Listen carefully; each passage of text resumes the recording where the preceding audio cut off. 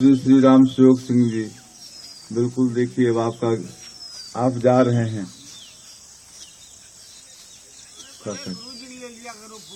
नहीं, आपका सबका लो, हमारा कोई जरूरी नहीं, सबका लो। वही घूम करके चारों तरफ धीरे धीरे कर, हाथ नहीं हिलना चाहिए।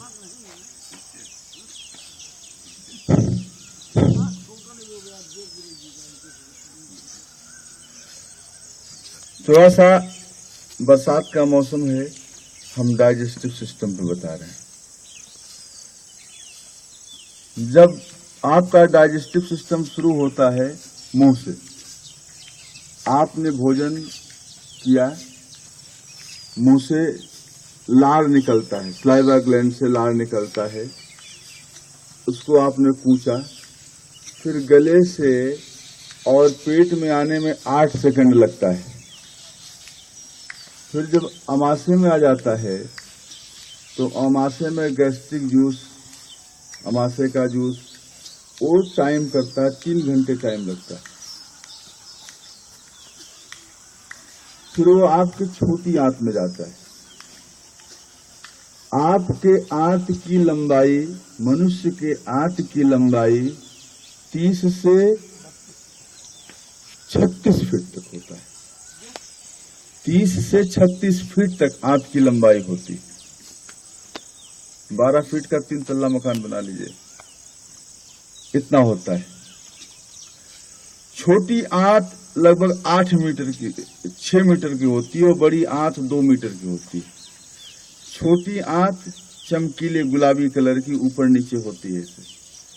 आंत के, छोटी आंत के शुरुआत के भाग को कहते हैं डियोडिनम, बीच के भाग को कहते हैं जेजुनम और पीछे के भाग को कहते हैं इलियम। वहीं से जाकर के और सेक्टम से होकर के बड़ी आंत से जाके मिलता है। बड़ी आंत की लंबाई 2 मीटर होती है। तो आप जब भोजन करते हैं, जो अमाशय से वो जाके छोटी आंत में जाता है, तो वहां पर गाल ब्लैडर का बाइल जूस जाता है, हेपेटिक जूस जाता है, और पैंक्रियास से पैंक्रियाटिक जूस निकलता है, जिसे साइंस की भाषा में कहते हैं ट्रिप्सोजन। आपकी छोटी आंत में एक ग्लैंड होता है जिसे लिवोकन ग्लैंड कहते हैं, उससे एक हार्मोन निकलता है इंड्रोकाइनेज, वो ट्रिप्सिन को, ट्रिप्सोजन को ट्रिप्सिन में बदल देता है। तो कुल मिला के छोटी आंत बहुत ही महत्वपूर्ण है, जो आपके भोजन को पूरी तरह से पचाती है। और छोटी आंत में बारीक बारीक रक्त नलिकाएं जुड़ी हैं, ब्लड वेसल्स, जो आपको भोजन का जो रस है, सार तत्व, वो उससे आपके ब्लड में चला जाता है। और जो मल होता है वो बड़ी आंत में जाता है। तो बड़ी आंत में जो सेक्टम होता है, सीकम, वो 4 से 5 लीटर पानी सोख लेता है। और जो मल है आपका, वो 24 घंटे में, 25 घंटे में फिर जाके वो बाहर निकलता है। यह प्रक्रिया है आपकी। लेकिन आंत का मूवमेंट होना बहुत जरूरी है। आकुंचन प्रकुंचन होना बहुत जरूरी है, पेरिस्टालिसिस कहते हैं, जो कि आंत का मूवमेंट हो। और जब भी हम भोजन उटपटांग करते हैं, मैदे वाली चीजें खाते हैं और तमाम तेल वाली चीजें खाते हैं, तो आंत की गति कम हो जाती है। ठीक है ना? तो जब छोटी आंत में इन्फेक्शन हो जाता है तो उसे इंट्राइटिस कहते हैं, और जब बड़ी आंत में इन्फेक्शन हो जाता है तो उसे कोलाइटिस कहते हैं। दोनों में सूजन हो जाता है। समझ रहे ना आप? इन्फेक्शन होने के कारण होते हैं, जब मल सड़ता है, पेट आपका साफ नहीं होता है, तो उसमें जैसे अमीबा है, प्रोटोजोआ है, तो कहते हैं अमीबा हो बढ़ गया, एमोबियासिस हो गया।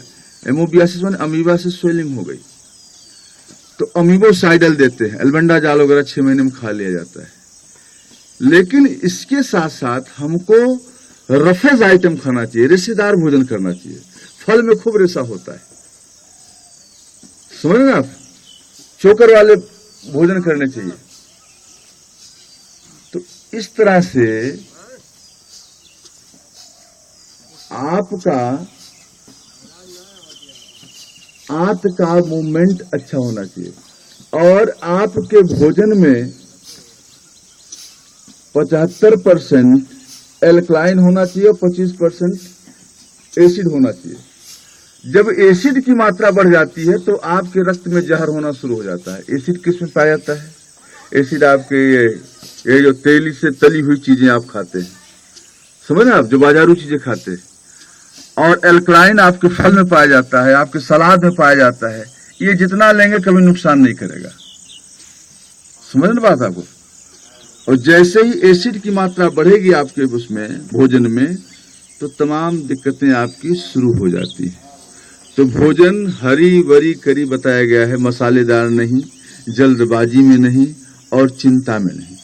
इन तीनों चीजों में भोजन आपका गड़बड़ होना शुरू हो जाता है।